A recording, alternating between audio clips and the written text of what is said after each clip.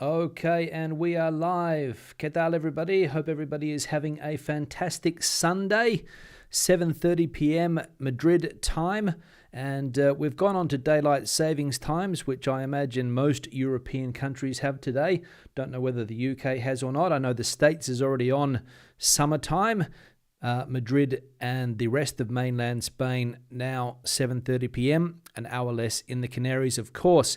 Now, welcome to today's live broadcast. We're going to go through some of the main news articles that caught my attention yesterday or today, and also a few comments that were left on the video on Friday.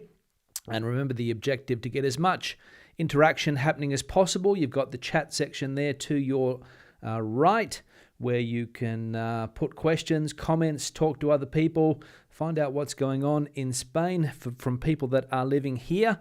And don't forget, if you want me to highlight a chat question, please use the super chat and also to support the channel. Now we'll go into the chat section, see what's happening. Alan says, hello from sunny San Diego, California. Hello, Alan. Dirk is coming in again from Villajoyosa, down there on the Mediterranean. The sun is shining there again today. Good one, Dirk. Amanda, hello everyone from the UK. Hello, Amanda. How are you? Richard, a few comments in there. Richard from Estepona. Stan from Poland. Alan, don't know where Alan is. And Tony saying, yes, our clocks have changed. So maybe in the UK there, Tony with the time change. And not sure what's going to happen, because they're talking about this being the last ever time that the clocks will change, or at least in this political cycle anyway. So I don't know whether we are going to go permanently on to summertime, which is what some people want to happen. Personally, I don't, because I don't fancy the idea of getting up at 9 o'clock in the morning and it's still dark. I prefer the mornings to be bright and sunny. But if that happens in the middle of winter here, the sun won't be coming up in Madrid until around 9:30 a.m. So we'll see what happens regarding the permanent summer time. Now we'll get straight into the news.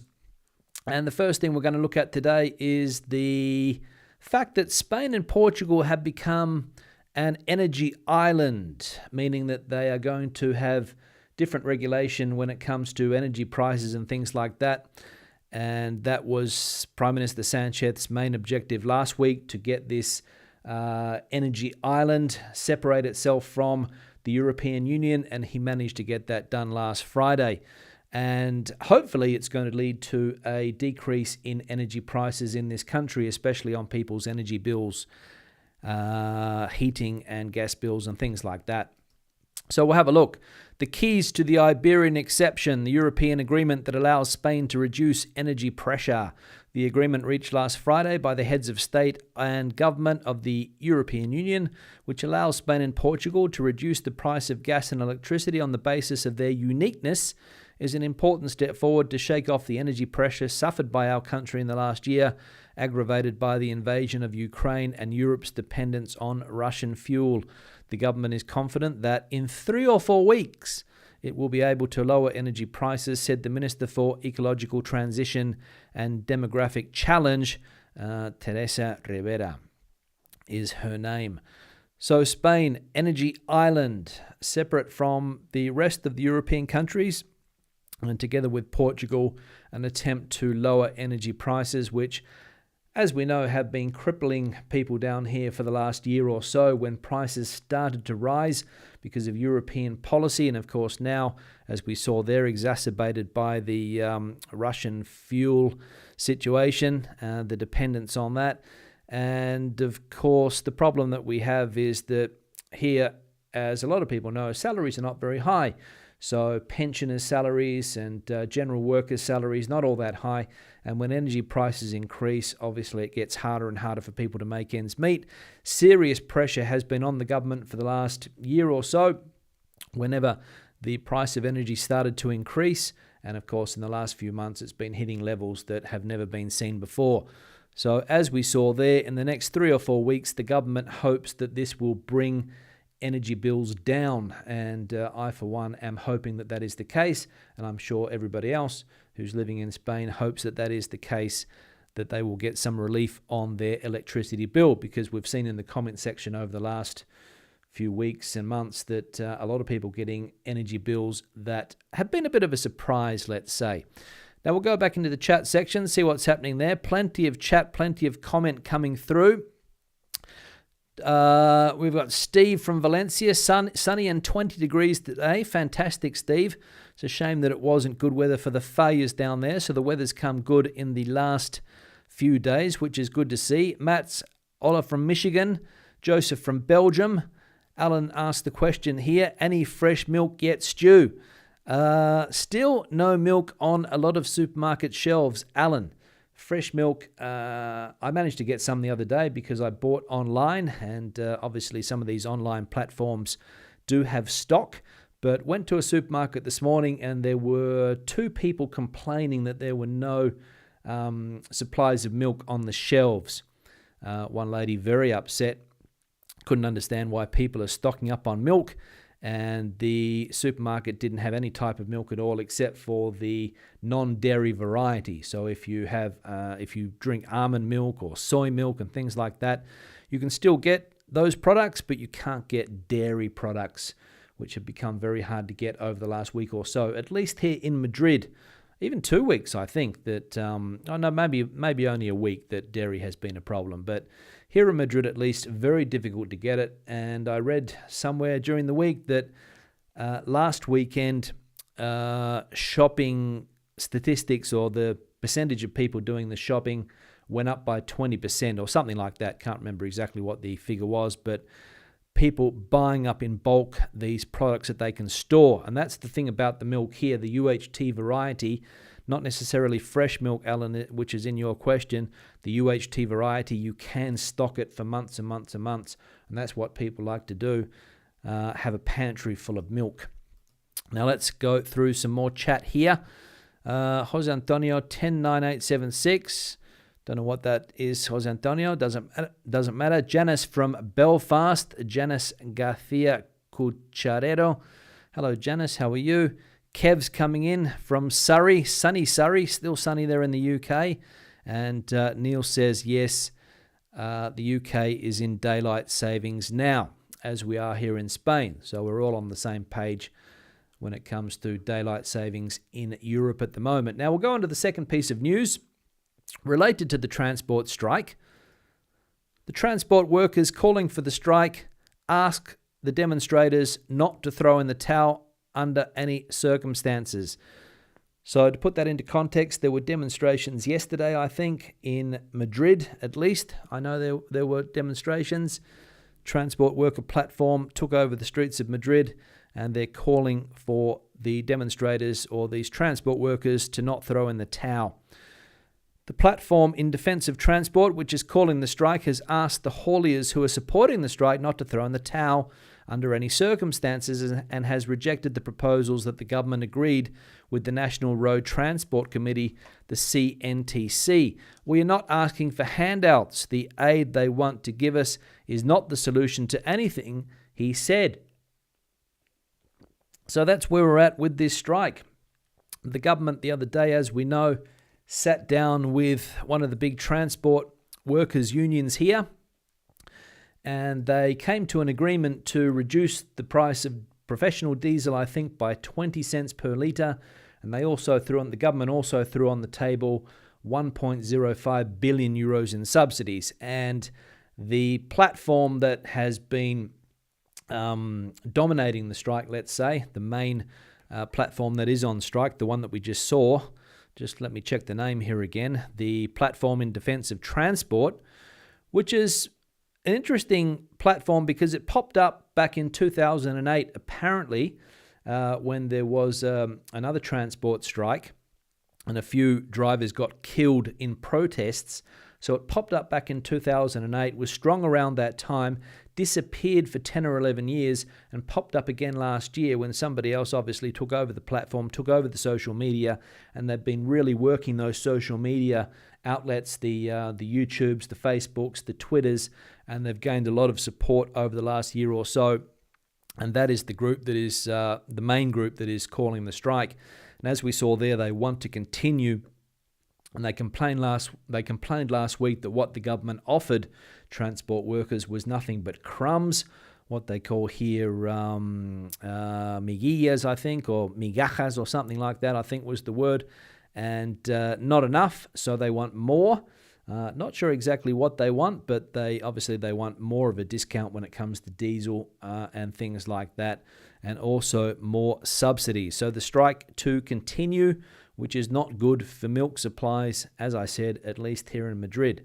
So we'll see what happens. And other companies, as we know, last week were threatening to shut down production. In fact, some actually did shut down production. The big dairy company, Danone, as it's known here in Spain, or Danone, I think, in the UK and the States, shut down production on 2 plants maybe, and a few other companies also shut down, some oil producers and some conserve producers, for example, tin tuna, tin mussels and things like that, I think shut down last week. So expect to see shortages in those products over the next week or so as well. Now, back into the comments here. Let's have a look what's going on. We've got Sandra. Trae de vuelta la conversación en español con Iván. Trae de vuelta la conversación en español con Iván. Yeah, we could, Sandra, get some more Spanish conversation happening. Unfortunately, I think the majority of people that watch these videos are not interested in seeing videos in Spanish. I could be wrong. I know some people want me to put some Spanish learning material out there, but those are conversations. I've had a couple of conversations, I think, with Ivan in Spanish, and by the amount of views, of course, not as popular as the other videos. So we could organize something with Ivan. Let's have a look here. Joseph, it's time to stop changing the time, says Joseph. Doesn't want to either go into summertime or stay on summertime permanently, maybe, Joseph. Not sure what your opinion is there. One here from Karen. She says, hello from Alpujarra near Granada. Hello, Karen. And Dan, North Wales, sunny there as well. JM coming in from Arizona, or as they say in Spanish, Arizona. And Steve in the United States passed last week. We'll put this one up here because I think the States has gone on to permanent summertime. The United States Senate passed DST last week. If Congress passes it and Biden signs it, it's likely everyone else will follow. So there we go. Now, let's have a look at the third piece of news today. Building work and renovations in the air. Before there was concern about the lack of bricklayers, now it's the lack of materials. Energy prices and material shortages are pushing the construction industry to the brink. Companies and clients fear construction work will stop and become more expensive, while many factories have had to shut down and warn of the impact on employment. So that's another sector that is going through a bit of a rough patch at the moment. Firstly, because as we saw, they couldn't get workers. There was a shortage of bricklayers, a shortage of albañiles, as they're called here in Spain. People to work on the building sites, people to lay the bricks, people to do the hard work on those sites. And now, as we see here, a shortage of materials. So building work and renovations up in the air. What's next? What is next? That is the question. Shortages in the supermarkets, buildings not getting finished. What is next? So the construction industry on the brink. And as we know here in Spain, the construction industry, a very important motor in the economy, as it is in most developed countries, the construction sector.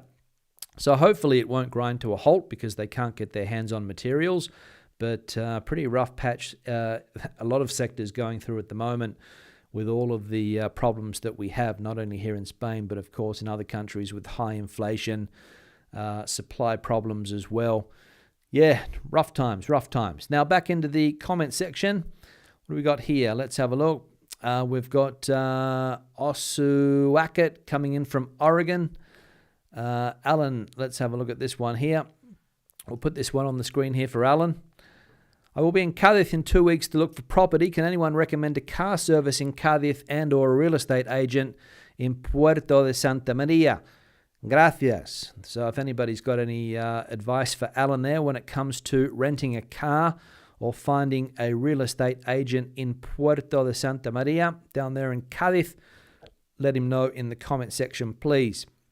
Back into the chat section, Amanda says, Steve, what is DST? And Steve replied saying that it is daylight savings time, DST. Good. Now let's have a look at some more chat action here. One here from Alan says, mosquitoes disturb people in Spain. It's not a question, it's a statement. So there we go, Alan. I'll take your word for it that mosquitoes disturb people in Spain. Don't know if that's related to something else that you have mentioned. But anyway, now let's get back into the news. The last piece of news we'll look at today about the pandemic that is slowly drifting off the front pages of the news. Well, it's well off the front pages of the news now. You have to dig fairly deep to find news about the pandemic here in Spain. And as we can see here, Spain turns the page on the pandemic. Adios to testing and isolation. The pandemic is not over, but Spain has this week taken the decisive step to turn the page. From tomorrow, Monday, the rest of the population, people that are 60 and over, this excludes them, but the rest of the population will be able to go about their normal lives, even if they are infected and have mild symptoms. They are advised to be cautious when socializing and to wear a face mask, which is still mandatory indoors and remains the last symbol of COVID. I'll just have a drink there. So as I said, people 60 and over, I think, still have to be extra cautious when it comes to COVID, according to the new rules and regulations. But for the rest, as we see here, no testing, no isolation if you have mild symptoms. And if you catch COVID and have serious symptoms or heavy symptoms, you have to talk to a doctor to find out what to do. But the rest of the population under the age of 60, if you catch COVID and you have very mild symptoms, you do a test, you see that you've got it, but you're not really experiencing severe symptoms, you can go about your day-to-day, as we saw there, with no quarantine, and officially you don't even have to test, okay? So if you don't want to test, you don't have to. So COVID being put on the back pages here in Spain finally for a lot of people. Some people think that it's too soon for this to be happening because there are still a lot of people in hospital, of course, with COVID-related problems. So, but the government deciding to now treat it like the flu. So if you get serious COVID, as you would if you got a serious bout of the flu, go to your doctor, spend a few days at home, and that is all that will be required as of tomorrow. Now we've got more comments, more chat coming through here. Plenty of action in the chat section today. We've got Aaron saying, Hola, ¿qué tal? Hola, Aaron, ¿qué tal está usted? Let's have a look at some more chat here. One here from Margaret down there in I don't know where Margaret is, so I suppose that she's somewhere here in Spain. Obviously, if she's going to Mercadona. Margaret says, we have no problems with milk in Mercadona. Mercadona seems to be the exception everywhere in Spain except for Madrid, because I think in Madrid, Mercadona doesn't have any milk either. Maybe they get it a bit more frequently than other people because they have direct suppliers and maybe they have their own logistics systems. But apparently, from what I've heard, Mercadona also difficult to get milk here in Madrid. I don't normally go to Mercadona. I go to other supermarkets, so I can't speak firsthand. But from what I have heard at the hairdressers the other day, the hairdresser was talking about this, and she said that her local Mercadona didn't have any milk, and it was a problem for her daughter because she was trying to get her hands on lactose-free milk, and she couldn't get any. So her daughter apparently hadn't had a milk drink for a few days, but hopefully she's got that sorted out now. Now back into the chat section. Let's see what's going on. We've got Carol. Let me have a look here, talking about the video that I released yesterday. Mia is an excellent addition to your platform. Her experience with the Golden Visa was very interesting. Yes, an interesting addition to the channel. We've had a few female voices over the last few weeks. We had Anna in Benidorm and, of course, Mia down there in Malaga. So we've got the coastal areas of the country covered, at least in the east and the south. And Mia's actually in the chat section here today. Hi, Stuart. Hola from Malaga Centro. Hi, Mia. How are you today? Now, let's back into the chat. Let's see if we can find some more. One person says here, Martin says, yes, and buying 22 pints selfishly. Maybe talking about milk, maybe talking about beer. Don't know, Martin, but if you're buying 22 pints of beer, I don't think there's a beer shortage at the moment, but maybe talking about milk. And it has been a problem here, actually, Martin, which is the main problem. Not necessarily a shortage of milk, it's that people are buying too much milk.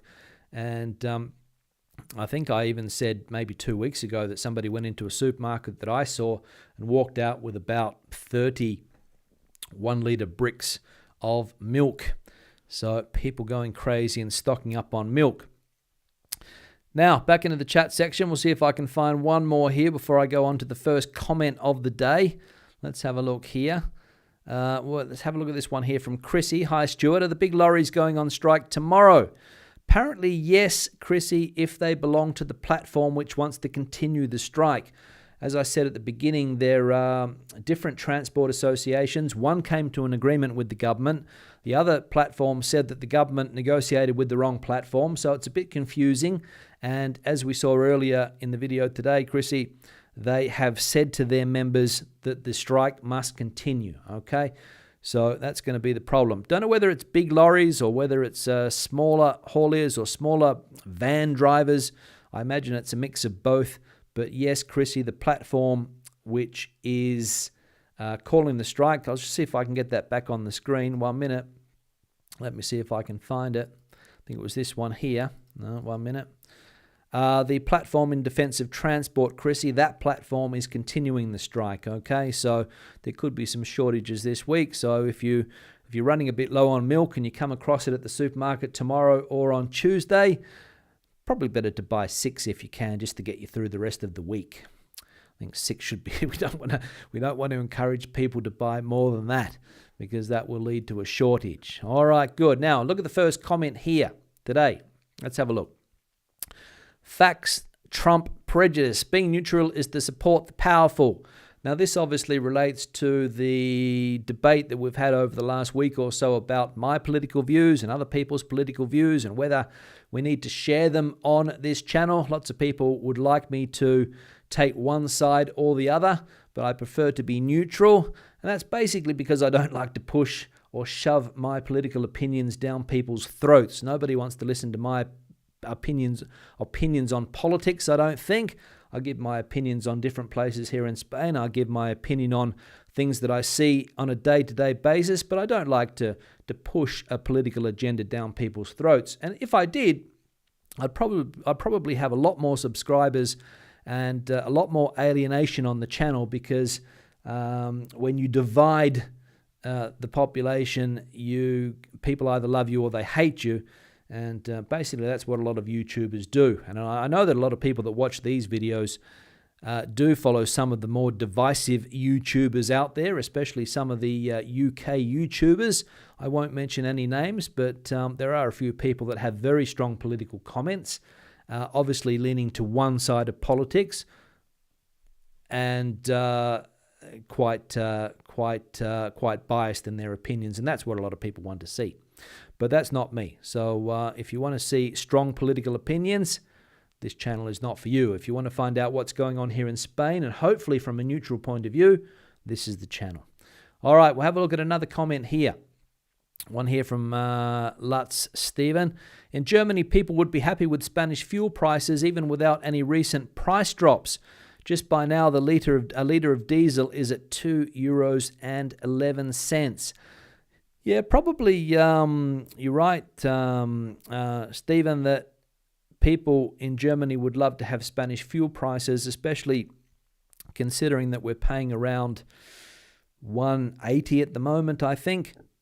I even saw a supermarket. I even saw a petrol station yesterday offering diesel fuel at $1.52. So the price is coming down. And I saw an article the other day that said that the big fuel stations in this country are going into a price war with the low cost. So that's going to be interesting to see what happens over the next few weeks as to whether or not those fuel prices do come down by 10, 15 cents a litre. But yeah, German people would probably love to have Spanish fuel prices. But again, Spanish people would love to have German salaries. So it's a bit of a situation there that you've either got low prices and low salaries, or higher fuel prices and higher salaries. And to be honest, I know what I would prefer. That's why I'm always surprised with Portugal, because Portugal has German fuel prices but Spanish wages. So I've never really understood Portugal and the price of fuel there. But anyway, that's a debate for another day. All right, let's have a look at a few more comments here. We've got plenty of comments coming in. Plenty of chat, sorry. I always say comments, but it's chat in the chat section. So let's have a look what we've got here. City Fan puts the question out here. Is it still cold in Barcelona? Don't know, City Fan, if it's cold in Barcelona. It's not warm in Madrid. I'll give you the tip. It's only about 12 or 13 degrees today, so not warm here. But we saw some other people on the Mediterranean saying that the weather was quite good there, 20 degrees. So I imagine Barcelona, being a Mediterranean city, although it's further to the north, I imagine the weather there is not bad. So if anybody is in Barcelona, please let us know. Chat from here from Mr. Z. Hi, Stu. Bought an apartment in Nazaré this week, choosing between Peniche and Nazaré, but eventually Nazaré has won. Thank you for the introduction of this particular part of the world. Yeah, it is a particular part of the world, a nice part of the world, Nazaré. Very busy in the summer months, Mr. Z, so keep that in mind. Peniche is also busy in the summer months.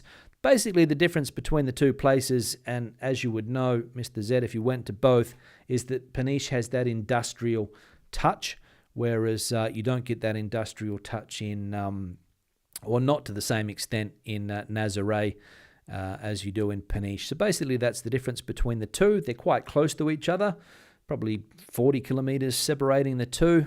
Nazaré a bit further to the north of Peniche, and Peniche, of course, about 100 kilometres north of Lisbon. Nazaré about 140 kilometres north of Lisbon. So quite interesting parts of Portugal, and congratulations on your purchase there, Mr. Z. I'm glad that you saw my videos and decided to buy some property there. Now we'll go back into the comments. We saw that one. Let's have a look at this next one from Gwyneth. What the heck is a COVID recovery certificate? Where would you get one of those? I had COVID in January but didn't need a doctor, so how do I prove it? Yeah, good question, Gwyneth. Not exactly sure how you prove you've had COVID if you haven't seen a doctor. Maybe there's some way that you can get a test. But of course, this relates to the fact that you can come to Spain now if you're not vaccinated, if you can prove that you've had COVID. Now, I'm not sure how long that's going to be in place for, that rule, considering now that Spain is treating COVID differently. So that rule might go out the window. And I imagine that a lot of these rules are going to go away before the summer months come, because with the current situation of the Spanish economy, tourism, in my opinion, this year is going to be fundamental. So I imagine that a lot of those rules that have been affecting the United Kingdom for the last year or so, maybe even longer, will gradually go away. People from other European Union countries can come into Spain with a PCR test or a rapid antigen test, I think, if they haven't been vaccinated, but the UK is still the country that Spain's being a little bit stricter with. So how do you get that certificate? That certificate, Gwyneth, got no idea, but like I said, maybe hold on and it could go away. But if it doesn't, maybe there's some type of test that you can get done to say that you've had COVID, and your doctor can give you one of these certificates. But I can't give you any more advice on that, unfortunately. All right, well, a couple more comments. Let's have a look. Farming, yeah. If you know what you're doing, if you have water, etc., sure. Right now we don't have much water, and then you are sort of screwed. We don't have fertilizer either. So this is something that was asked last week in the comments on the channel about farming possibilities in Spain, and from a person in South Africa, I think. And so there we go. We've got John's reply to that comment with problems with water in the south of Spain, of course. I think the person was looking for property more in the north of Spain. I think I saw a comment that he said Asturias, Galicia. And of course, the good news in that part of Spain is that you don't have any problems with water. Normally, water is normally abundant in that part of the country in a normal year. This year it has been a bit dry, but I think it's sorting itself out now with the rain. But I did a video a few years ago with a guy called Pascal, if I remember correctly, and he was in Galicia, bought a nice piece of land there, and I think his plan was to do some type of farming. So if the person that asked that comment the other day is watching, maybe you can have a look at that video, get in contact with Pascal, and he can point you in the right direction as to getting your hands on a farm in that part of the world. Now we're coming up to we're past 30 minutes, so we'll wrap it up in the next few minutes. 251 people watching live now, so thanks everyone for that. One here from Brian. Let's have a look. Hi Stu. Hi Brian. Qué bonito es el día hoy, ¿verdad, Brian? Okay, let's go back into the chat section. Bricks of milk, says Brian again. I think they call them here bricks, don't they, Brian? Bricks of milk. Brick, tetra brick. So that's why I used that word. Let's go another chat here. Let's have a look. Alan says, UHT milk, yuck. Yeah, just a question of getting used to it. Who was that? Alan, was it? Yeah, just a question of getting used to it, Alan.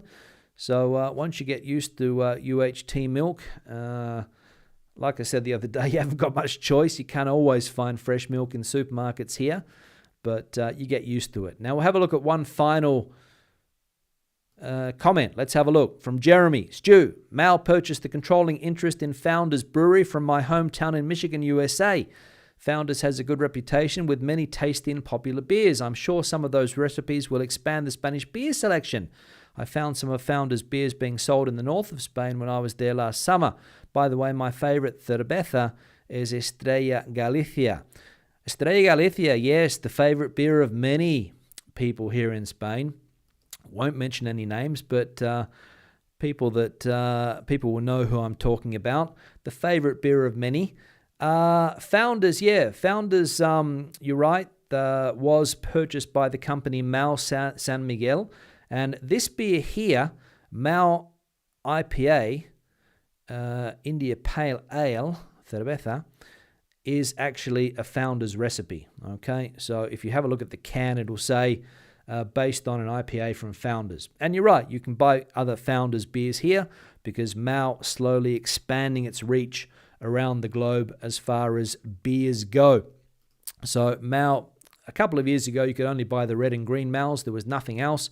But Mal probably now has 10, 15 different types of beer available. So plenty of types of beer available. And it was an interesting chat that we had last week about beer. Now I'm going to start to wrap the video up. So thank you very much to everybody out there for your participation, especially in the chat section. We've been going for 33 minutes. I don't like to go too long with these videos because they're a little bit harder to digest afterwards. So we'll start to finish up. Thank you everybody, as I said, for participation in the chat section. Thanks to everybody who has supported the channel over the last couple of years. I'll start to wrap this video up anyway. I hope everybody has a fantastic rest of the day, and I'll see everybody tomorrow in a regular video. So hasta luego.